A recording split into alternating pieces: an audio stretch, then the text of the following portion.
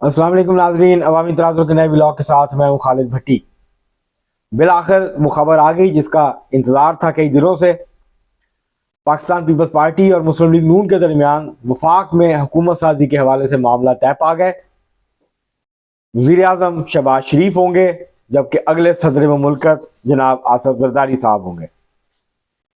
इस हवाले से अभी उबहम मौजूद है कि क्या पाकिस्तान पीपल्स पार्टी वफाकी काबीना का हिस्सा होगी या नहीं होगी, लेकिन बाकी जो ओहदे हैं उसके हवाले से भी इत्तफाक राय हो गया है। उसका ऐलान बाद में होगा, लेकिन जो खबरें आ रही हैं ज़राए की, उसके मुताबिक गवर्नर पंजाब और गवर्नर केपी पाकिस्तान पीपल्स पार्टी के होंगे। चेयरमैन सेनेट का ताल्लुक भी पाकिस्तान पीपल्स पार्टी से होगा। स्पीकर नेशनल असेंबली जो है वो मुस्लिम लीग नून से होंगे। इसी तरह सिंध और पंजाब की जो सिंध और बलूचिस्तान की जो गवर्नरशिप है वो मुस्लिम लीग नून या इत्तेहादी के हिस्से में आएगी। तो इन बातों के ऊपर इत्तेफाक हो गया। बलूचिस्तान में भी तय हो गया है कि दोनों मिलकर हुकूमत बनाएंगे, क्योंकि अगर दोनों मिल जाते हैं, मुस्लिम लीग नून के 12 इस वक्त तक अरकान हैं आज़ाद 2 शामिल होने के बाद, जबकि 3 आज़ाद शामिल होने के बाद पाकिस्तान पीपल्स पार्टी के 14 हैं। तो ये 26 जो हैं वो पूरे हो जाते हैं, 26 ही चाहिए। तो दोनों पार्टी, अगर कोई और ना भी साथ मिले, तो दोनों पार्टियां जो हैं उनकी तादाद इस वक्त इतनी है कि वो सादा अक्सरियत से वहां पर हुकूमत बना सकते हैं।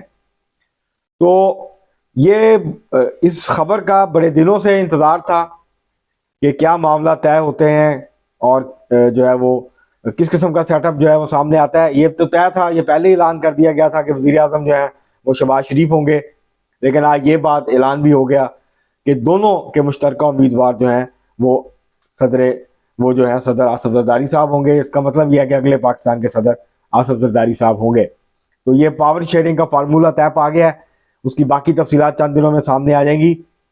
तो ये एक इत्मीनान बख्श खबर है कि काफ़ी दिनों की भाग दौड़ के बाद और 6 सेशंस के बाद बिलाखिर आज दोनों बड़ी जमातें जो हैं वो हुकूमत साजी के ऊपर वफाक में मुत्तफिक हो गई हैं। उनके दरमियान मामला तय पा गए हैं। बाकी जो चीज़ें रह गई हैं वो आने वाले दिनों में तय हो जाएंगी।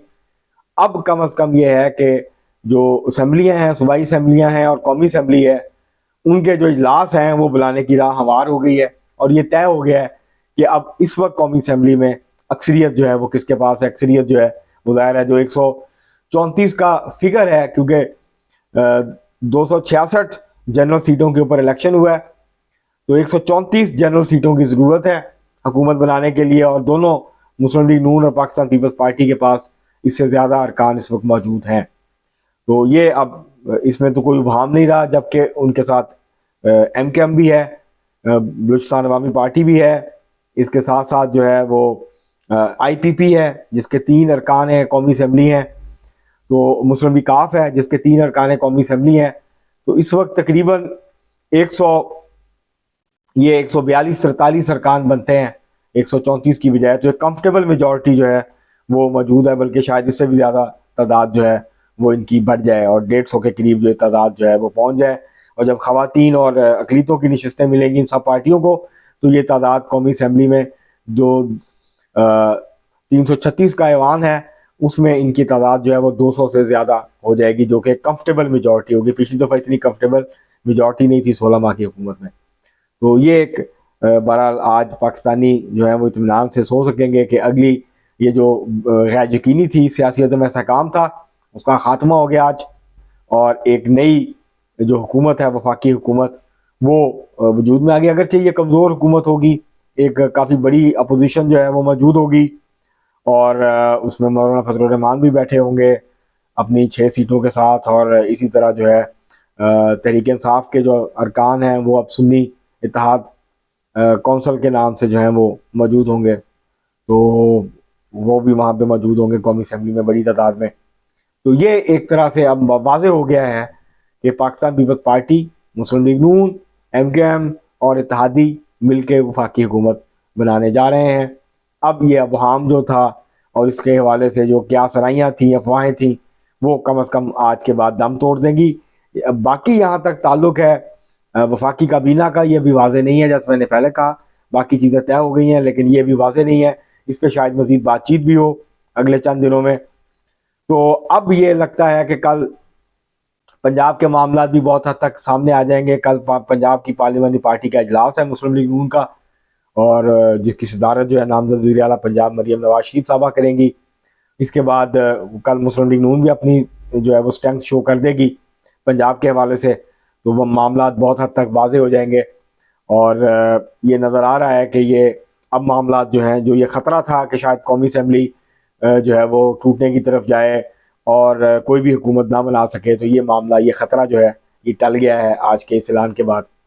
تو اس سے پہلے کہ اپنا ولاگ جو ہے اس کو ختم کروں, آپ سے گزارش ہے کہ اگر آپ نے ہمارا چینل عوامی تناظر ابھی تک سبسکرائب نہیں کیا, اس کو سبسکرائب کر لیں. آپ کو ولاگ پسند آئے اس کو شیئر کریں, لائک کریں, اور مہذب انداز سے اپنی رائے کا اظہار کریں. بیل آئیکن ضرور دبا دیں, ٹلی ضرور کھٹکا دیں, تاکہ آپ کو بر وقت ہمارا ولاگ مل جائے. تو آج کی سب سے بڑی خبر یہی ہے کہ آج پاکستان پیپلز پارٹی اور مسلم لیگ نون کی قیادت نے پریس کانفرنس کر کے اس بات کا اعلان کر دیا ہے کہ وہ حکومت سازی کے حوالے سے اب متفق ہو گئے ہیں.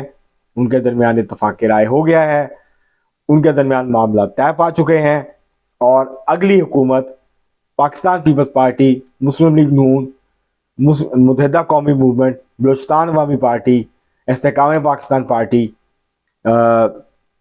مسلم لیگ کاف, یہ مل کے اگلی حکومت جو ہے وہ بنانے جا رہے ہیں. جبکہ جمعیت علماء اسلام, پاکستان تحریک انصاف اور اس کے علاوہ ایک دو اور چھوٹی جماعتیں جو ہیں وہ اپوزیشن کے اندر بیٹھی ہوئی نظر آئیں گی قومی اسمبلی میں, اور کافی بڑی تعداد ہوگی قومی اسمبلی میں اپوزیشن ارکان کی, اور کافی ٹف ٹائم ملے گا. تو یہ اب طے ہو گیا ہے, اور کم از کم یہ جو غیر یقینی تھی, جس کی وجہ سے معاشی عدم استحکام بڑھ رہا تھا, معاشی غیر یقینی بڑھ رہی تھی, تو کم از کم یہ جو سیاسی غیر یقینیت کے خاتمے کے بعد اب یہ امید کی جا سکتی ہے کہ تیز حکومت جو ہے, نئی حکومت جب بنے گی, یہ مرحلہ بھی تیزی سے مکمل ہوگا حکومت سازی کا. اور بجائے اس کے کہ 28-29 کو اجلاس بلایا جائے, اجلاس پہلے بھی ہو سکتا ہے قومی اسمبلی کا, تو یہ تاکہ یہ معاملات طے ہوں گے, کیونکہ اس حکومت کے پاس سر کھجانے کی بھی فرصت نہیں ہوگی. یہ ہنی مون پیریڈ نہیں ہوگا اس حکومت کے پاس. یہ جیسے ہی ہدف اٹھائیں گے, کابینہ مکمل ہوگی اور یہ باقی کے سارے الیکشن اور یہ سارا معاملہ مکمل ہوگا, تو سر پہ صدارتی الیکشن کھڑا ہوگا. اس کے ساتھ ساتھ پھر سینٹ کا الیکشن آ جائے گا مارچ میں, مارچ کے تیسرے ہفتے میں. تو یہ جلدی سے پہلے صدر کا الیکشن ہوگا, پھر جو ہے وہ اس کے بعد فوری بعد جو ہے وزیر اعظم کے بعد جو ہے وہ پھر ہوگا, اس کے بعد پھر سینٹ کا الیکشن, پھر سینٹ کے چیئرمین کا الیکشن. اور مین وائل اسی دوران جو معاشی ٹیم ہے وہ انگیج کرے گی IMF کے ساتھ, اور ان کے ساتھ یہ جو آخری قسط ہے یہ لینے کی کوشش کرے گی, اور اس کے بعد پھر جو ہے وہ نیا معاہدہ کرنے کی $6 ارب کا کوشش کرے گی. تو اس کے حکومت کے پاس بالکل بھی ٹائم نہیں ہوگا, اور یہ بالکل ان کے پاس سر کھجانے کی بھی فرصت نہیں ہوگی, اور ان کو فوری طور کے اوپر جو ہے وہ کام جو ہے اس کا آغاز کرنا ہوگا, اور جو لوگوں کی توقعات ہیں اس پہ پورا اترنے کی جو ہے وہ کوشش کرنی ہوگی. اور خاص طور پہ مہنگائی, بے روزگاری اور غربت کی جو اس وقت صورتحال ہے اس کے اوپر خاص طور پہ جو ہے وہ توجہ دینے کی ضرورت ہوگی. اب کے لیے اتنا ہی, بہت شکریہ.